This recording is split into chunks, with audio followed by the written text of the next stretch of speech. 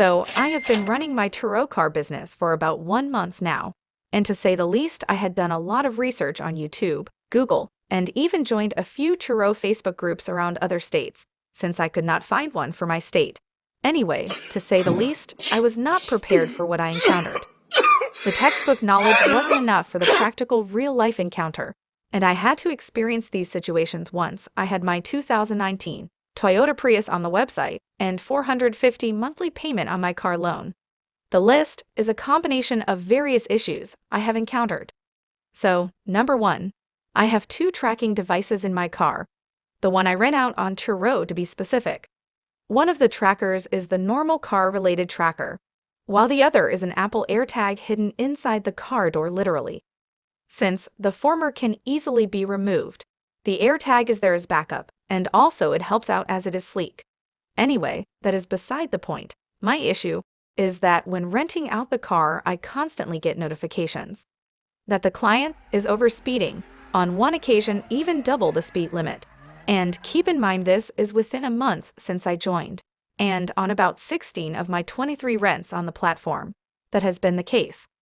Also, on a few occasions the car has been returned smelling a strong scent of cigarettes and parts of the mid-dashboard, for lack of a better word. Or, the part that separated the driver and passenger seat had burns from cigarette butts and tobacco ash. Also, my car has come back with a few scratches. Now, for this issues if you are emotionally attached to your properties, it might not go well with you. And as a beginner, I thought I could just call Turo customer care and get some cash back to at least repaint the parts of refurbish the dashboard part with the cigarette burn, since the mark refused to come off after using detergent, etc.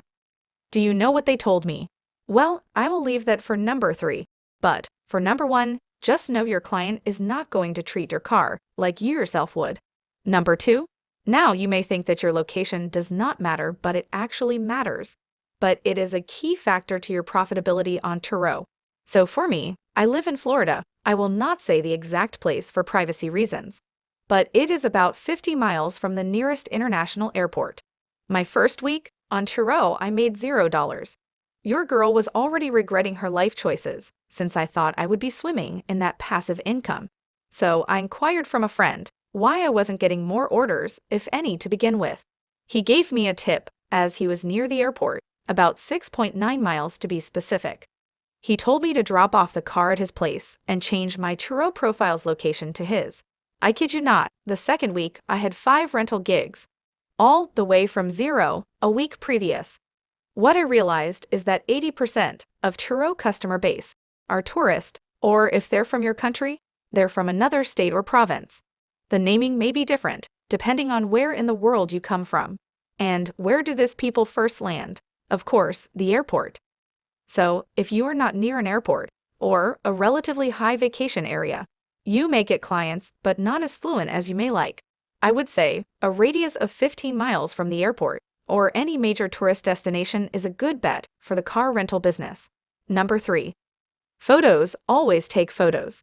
As a continuation to my first point, you can't just take 20 to 30 pictures. Instead, take 60 to 100 pictures on the outside and inside of the car.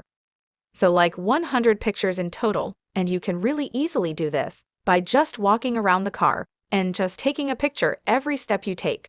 Also, do a close-up of everything, and also don't miss out on these key things too, like your key fob, your trunk, seat belts, battery, the engine, like take pictures of even the side mirrors, because Turo is not going to cover nothing that they can't see or prove that it was in good condition and then it came back in this condition. Also, this is what made me not to be compensated for the damages in my car. I took blurry photos, so as you can take high-quality photos. If you have a professional camera, that would be even more of an advantage. Especially, the tires take photos showing that they are well threaded and they are not worn out. Because if the car ever gets in a wreck, hopefully that never happens, but if you ever get in a wreck, that's one of the things they're going to look at. If they have a less frictionless surface, because of being worn out, the mistake will be yours on the basis that you gave out a less roadworthy car for hire, and you will not receive compensation for the damage. Also, when listing your vehicle, never, ever use stock footage of the car, or download a random pic of a car similar to yours from the internet, and then upload. It will not be accepted. Number 4. Your earnings. The things that they don't tell you is that Turo is going to get their money. This all depends on the insurance plan that you get. They have a whole bunch. They have a 60 plan, a 75 plan, a 70 plan, an 80 plan, and an 85 plan. Currently, I'm on the 70 plan, where I receive 70% of the revenue on everyday hire, basically for a trip. So say like if my trip was $100 for a day, Turo is going to take $30 and leave me with $70.